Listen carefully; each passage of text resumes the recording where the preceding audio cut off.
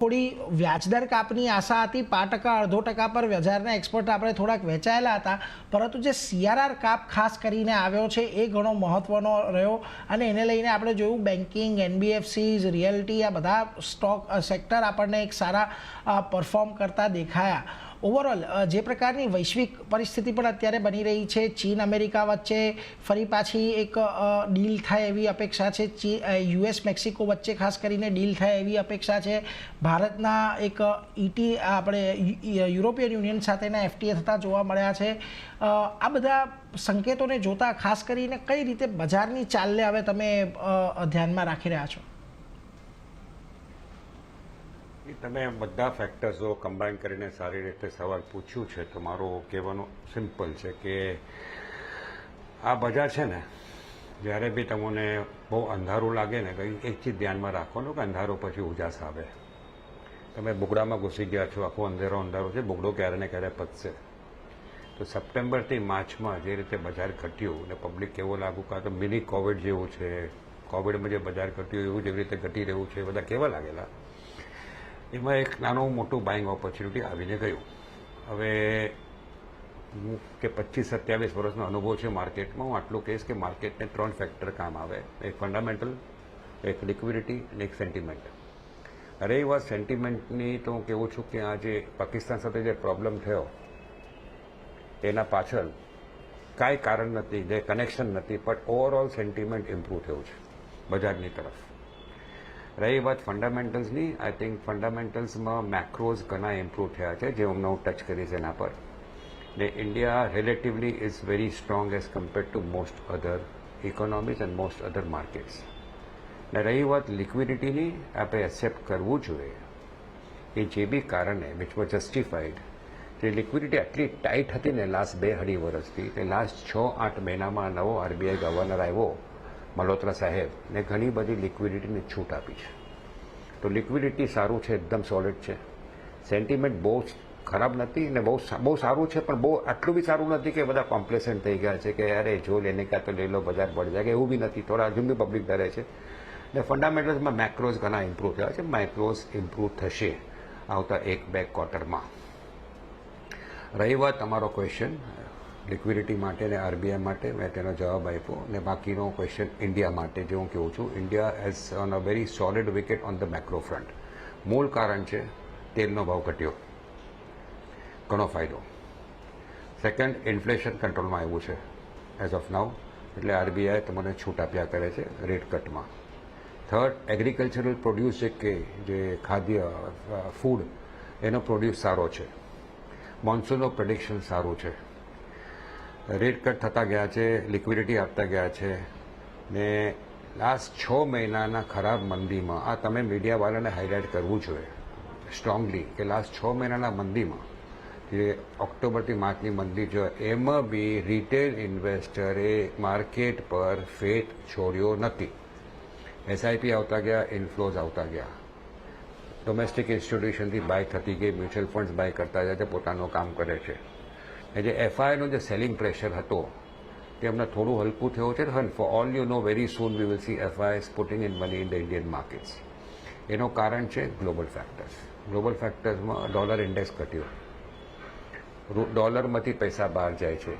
US રિસેશનમાં આવે, કદાચ આવે, તો ultimately US is not a very great wicket where new money will go in. તો અગર પૈસા અગર USથી નીકળતા હોય તો ક્યાં જઈને બેસશે?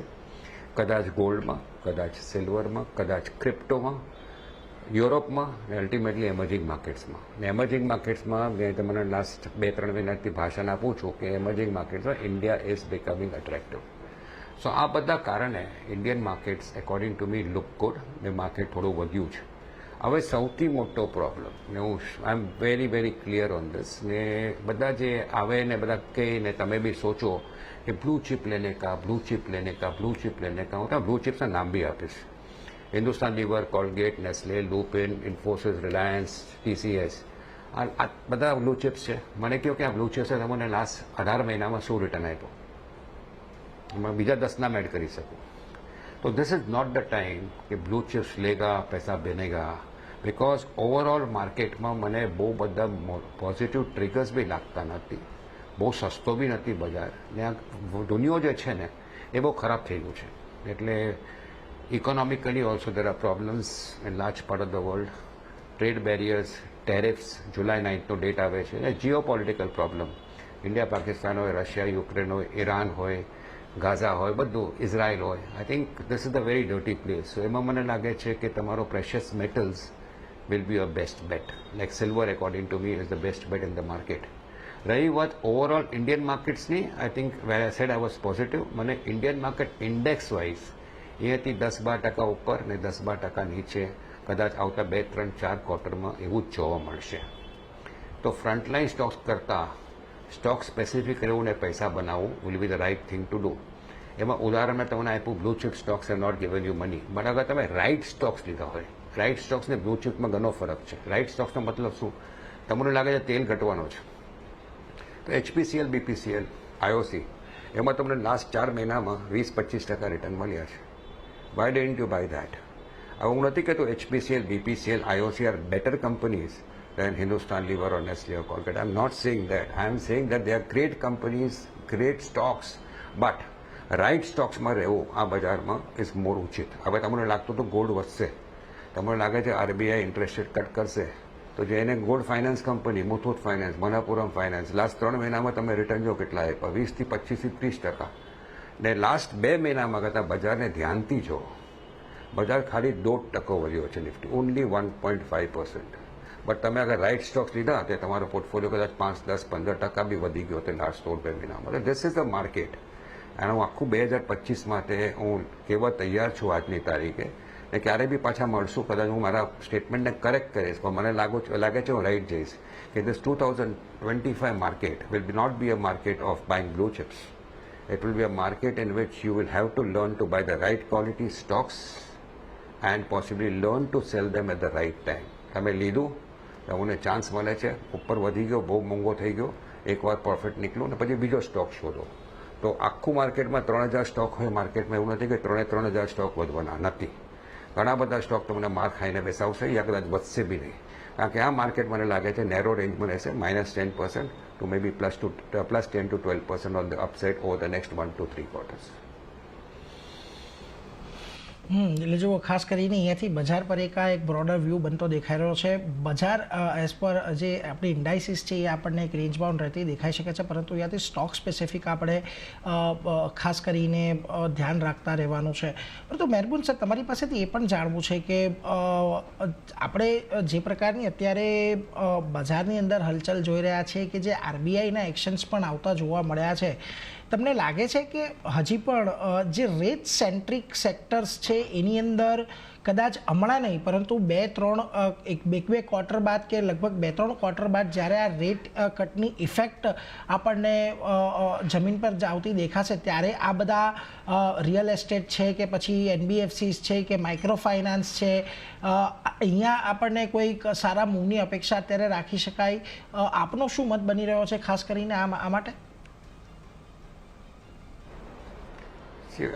એક વાત તો શીખ્યો છું બજાર, મને બધાને એક ચીજો સિમ્પલ કહેવા માંગીશ કે આ બજાર છે ને આપણો ભગવાન છે. એક્સેપ્ટ કરો કે માર્કેટ આપણા કરતાં વધારે હોશિયાર છે.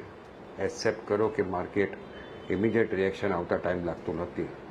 તો તમે જે રેટ સેન્સિટિવની વાત કીધી એના ઘણા બધા સ્ટોક્સે સારો મૂવ આપી ચૂક્યા છે, ભલે તે ઓટો હોય કે ભલે તે પ્રોપર્ટી સ્ટોક હોય. પુલબેક આવે, ઓપોર્ચ્યુનિટી બને, NBFCs હોય, બેંક્સ હોય, પુલબેક આવે, ઓપોર્ચ્યુનિટી આવે. ડેફિનેટલી તમારો પોઈન્ટ કરેક્ટ છે કે પુલબેક પર પછી આ લેવું જોઈએ. હવે એક વાત ભૂલવું નહીં જોઈએ કે આ માર્કેટમાં ગ્લોબલ કન્સર્ન્સ ઘણા છે.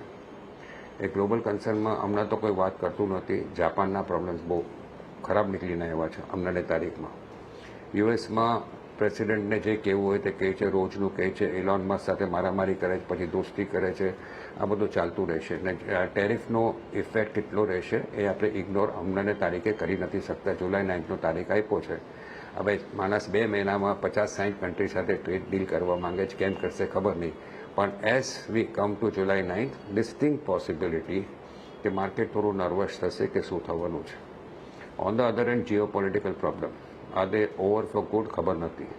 આપણે સમજવું જોઈએ કે કેટલો બી તગડો જવાબ ઇન્ડિયા આપ્યો હોય પાકિસ્તાનને, જય હિન્દના નારા હું બી લગાવું છું, બટ આ બધું કરવાથી કાંઈ ભલું થતું નથી કોઈનું, નુકસાન જ થાય છે.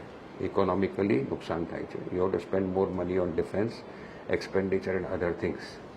So there are not too many positive triggers for the global market. World બેન્કે બી ઇશારો આપ્યો છે ગ્લોબલ ગ્રોથ સ્લો ડાઉન થવાનું છે. તો એના વચ્ચે મેં તમને જેમ મેં પહેલાં બી કીધું કે બહુ વધે બજાર ઇન્ડેક્સ વાઇઝ મને દેખાતું નથી, પણ ડાઉન સાઇડ બી લિમિટેડ રહેશે કારણ કે India is relatively on a better wicket for મેક્રોસ.